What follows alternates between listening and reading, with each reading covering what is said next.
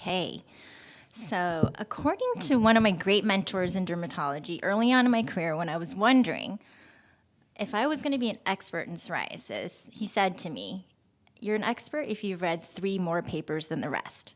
So, full disclosure, I'm not an obesity medicine specialist, but I have certainly learned a lot over the last 5 years, where I have learned by osmosis, where my good friend and research partner in our research center at Southern California, clinical research now, because we do research in psoriasis and diabetes and all the other cardiovascular comorbidities, is my good friend Dr. Wayne Ho. So he's a board-certified internal medicine physician who is also an obesity specialist.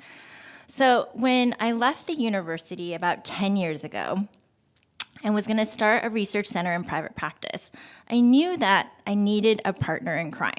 And what better partner would be as an internal medicine doctor who can help me take care of all the other comorbidities that our psoriasis patients have. And this is how Dr. Ho and I now work together. And so we really take care of our patients in a collaborative way. So he's in charge of all the other comorbidities, and I get to focus on the skin.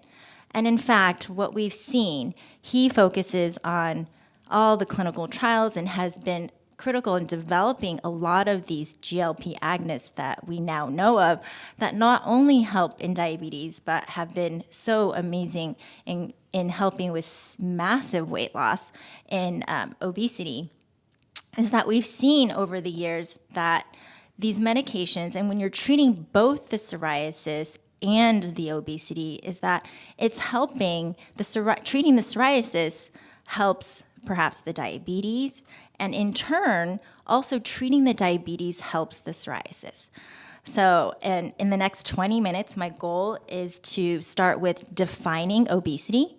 So is it really a lifestyle choice, or is it actually a complex disease? And then we'll explore the link between obesity and psoriasis, and then examine the current anti-obesity treatments, and then finally conclude with an integrative approach to the psoriatic patient. So I think that's a theme that you've heard throughout today. Here are my disclosures. I work not only with companies that develop psoriasis drugs, but also with companies that develop obesity medications. So why is this such a hot topic? Well, GLPs, and if you don't know what that stands for, we're going to talk about it, have really transformed and are a game changer in weight management now. These injectable medications like semaglutide and tirzepatide have helped millions of Americans lose weight. Traditional methods of weight loss have really focused on diet and exercise.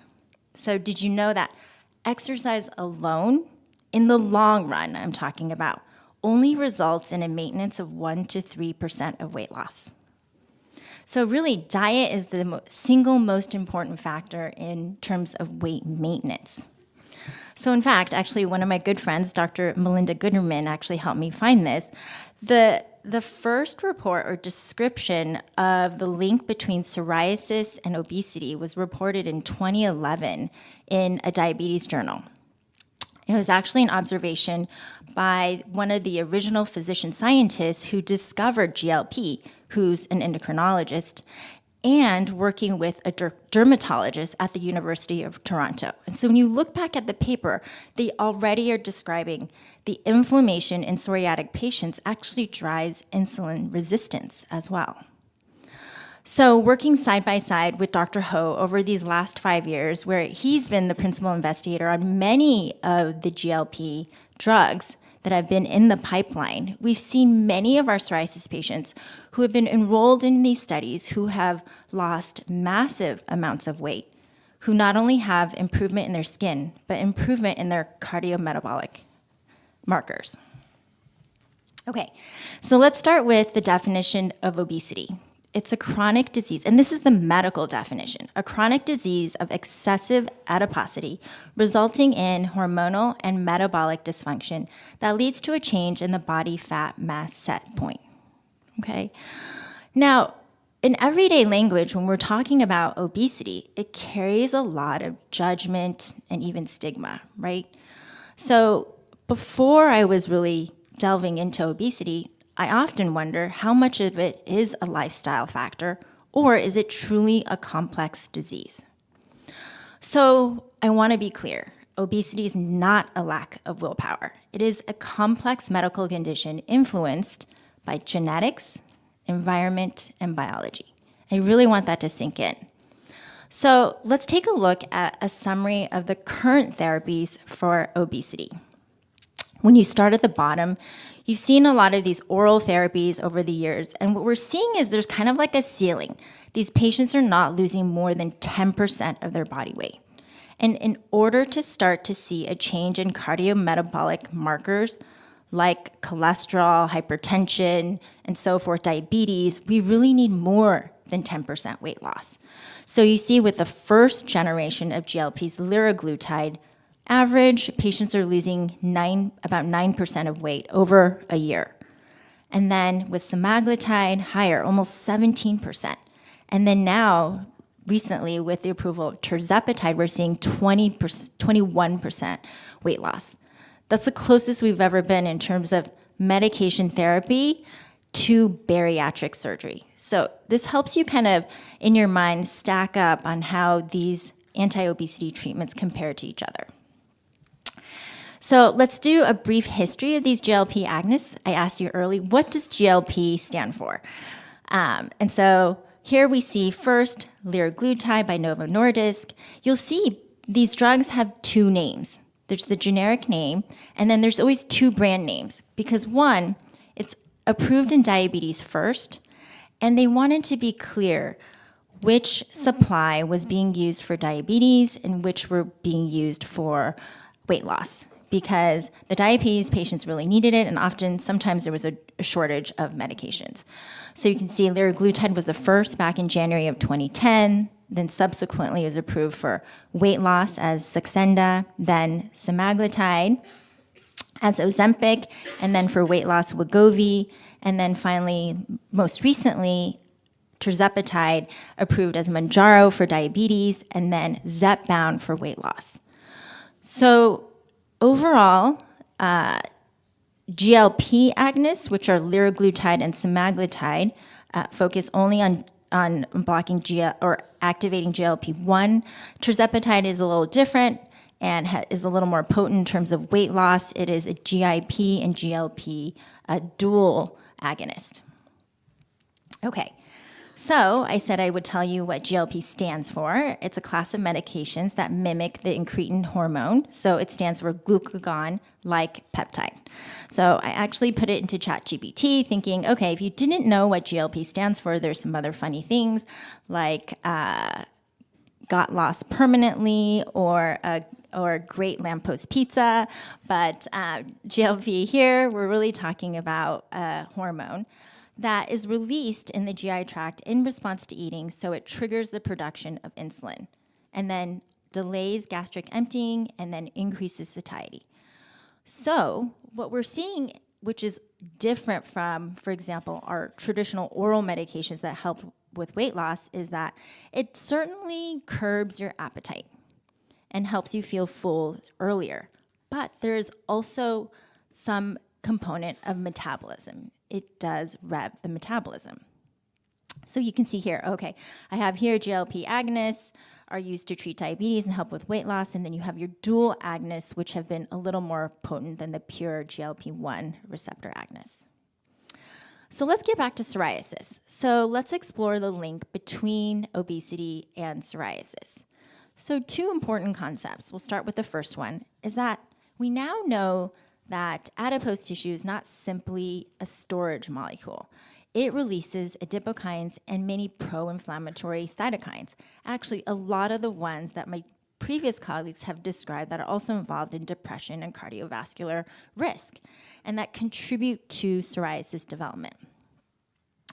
We also see that the link between psoriasis and obesity is multifactorial, right? Diet, lifestyle, genetic factors, and the microbiome. So obesity by itself is a pro-inflammatory state. It's an active endocrine tissue, an immunometabolic system that produces many adipokines. And here are several of the key adipokines. So these are secreted by adipose tissue. So one, there are high levels of leptin in obese patients with psoriasis. Leptin usually causes appetite suppression. However, in obesities, there's leptin resistance. And when there are high levels of leptin, that actually results in a pro-inflammatory state. So two, there's also resistin. So resistin causes more insulin resistance. And again, by itself, it can be pro-inflammatory. And then there's a decrease in production of adiponectin, which causes more insulin sensitivity. So now you have less adiponectin, and so you have a less anti-inflammatory effect. So these are some of the key cytokines released directly from adipose tissue. So to summarize that link between psoriatic disease and obesity, I wish this image was just a little bit darker. So you can see on the left, there are genetic components. And then I highlighted here some of the key inflammatory proteins that are released directly from macrophages from the adipose tissue. So you can see IL-6 and TNF, some of the similar cytokines that were mentioned earlier in the other talks. You also have the high fatty diet component, where there's an increase in palmitic acid that causes further keratinocyte injury, and all of these result in stimulation of the dendritic cell and that downstream cascade. And you can see here the Th1, Th17, as well as Th22 cells being stimulated. Okay, so let's take a look at some of the clinical correlations and observations. What is the prevalence of obesity and psoriasis and psoriatic arthritis? In fact, globally, it's around 25%. Interestingly, the highest prevalence is in the African continent. If you look here, the purple is actually Turkey being the highest, and then Tunisia, and then Malaysia thereafter. The US or North America being around 20 up to 29%. Also, I forgot to mention this earlier. The other definitions of obesity include the one by the CDC, which I think is important, is an increase in adipose tissue that results or increases your risk for other health conditions, and a BMI of greater than or equal to 30. Obesity is also a risk factor for psoriasis. This was mentioned earlier. So several studies have shown that psoriasis risk rises alongside BMI. So you see here that a BMI of greater than or equal to 35 almost double the risk of psoriasis. Increasing BMI, a BMI of greater than 35, the relative risk increases to 2.7. The relationship is even more clear in our psoriatic arthritis patients. Here, a meta-analysis of 16 studies with over 300,000 patients showed that PSA was higher in people who were obese and overweight. The relationship is also, here you can see an increasing BMI correlates directly with increasing psoriasis severity as measured by PGA or PASI. And then what about treatments, right? I think many of you know there are certain systemic treatments where the response to treatment can be impacted by obesity. So some of our first generation biologics like adalimumab and ustekinumab and even secukinumab. Here I highlight a patient who I just saw this week. So this is Francisco. He's in an oral psoriasis clinical trial, so I can't disclose what he's on because it's still blinded, but he's been in the trial for a year, so I know he's on active drug now. When he first started, he started with a BMI of 58. So I did a lot of counseling in the beginning. We decided the first thing he was going to do was cut out tortillas, and then he started to cut out soda. And over that year, his BMI, when you see in this picture, is now 52.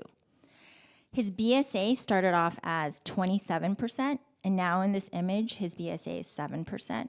His PASI was around 27, and now his PASI, he's had a 60% improvement in his PASI.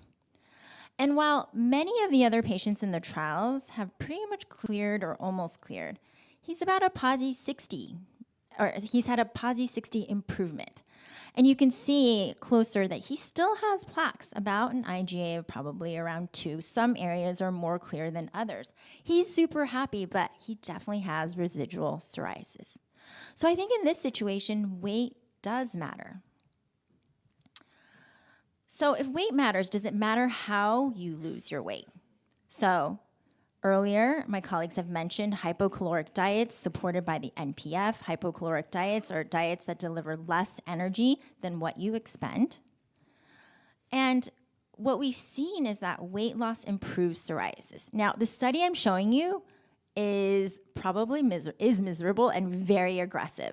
So this is an aggressive low-calorie diet in drug-naive psoriasis patients. They start off with, it's 10 weeks. First 4 weeks is protein-sparing, very low-calorie diet of less than 500 calories a day. In fact, in order to lose weight, you actually need a 500-calorie deficit on a daily basis. And then they went on to a 6-week balanced hypocaloric Mediterranean-like diet. So the average weight loss in these patients was 12% of their body weight, which was about 23 pounds. And this was associated with a PASI reduction of 10.6. So if you look at PASI scores, 97% of the patients achieved a PASI 50, and then 65% of these patients achieved a PASI 75. So this is what we see with significant weight loss. What about physical exercise? Well, observational studies have shown that psoriasis patients exercise less often and less intense. And some of the factors that kind of play into this, one, the fact that the plaques may be visible. And when you go to the gym, you just don't want that extra, you just want to feel normal or not be seen.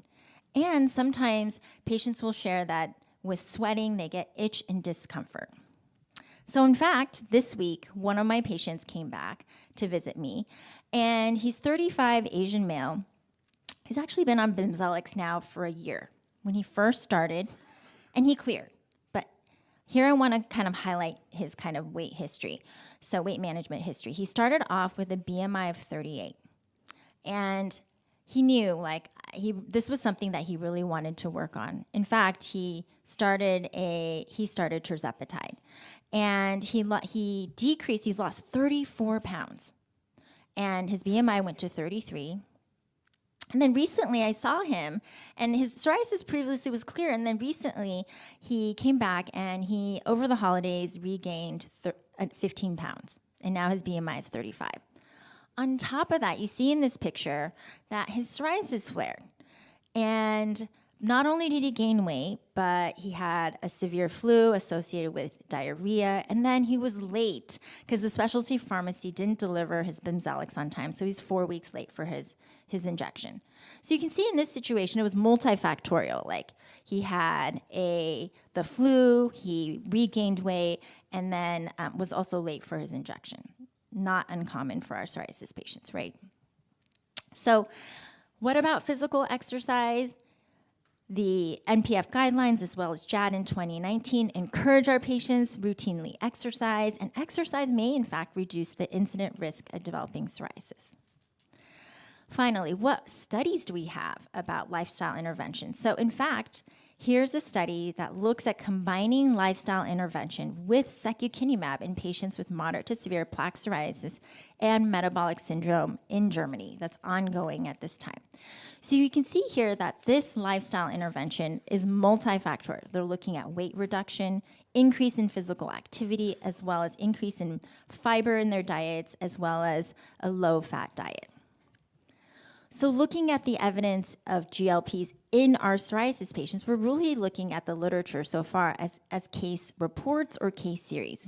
Here's one looking at liraglutide because it was the first GLP agonist, which is a meta-analysis looking at diabetic patients with psoriasis who underwent treatment with liraglutide and had a decrease in their PASI scores. The average decrease in PASI score was about 4 points. And there's evidence that these GLPs can potentially directly modulate inflammation, so decrease the expression of IL-17, 23, and TNF-alpha. Semaglutide, here's a case report of a patient with severe psoriasis and type 2 diabetes, a PASI of 33 and a BMI of 47. And after 10 months, a BMI now of 38, a PASI of 3, and a DLQ of 0. So stay tuned. So Eli Lilly is doing a study. They're looking specifically at the addition of tirzepatide to ixekizumab versus a group of ixekizumab alone, and looking at whether these GLP agonists have an additional benefit in treating our psoriasis patients and psoriatic arthritis patients. So ultimately, an integrated approach to addressing all sources of inflammation is needed. I think you've heard that loud and clear from our colleagues today, and that's the theme of our session today. And that the evidence really indicates an opportunity for a complete treatment strategy for our psoriasis patients with metabolic comorbidities that addresses both the skin and joints and also targets the metabolic diseases and the inflammation associated with them. So what does this all mean? Well, weight or obesity can be really tricky to bring up with patients. I like to start with asking for permission. So I ask, would it be okay if we talked about your weight today? Thank you so much for your time and attention, and this is my amazing research team and Dr. Ho.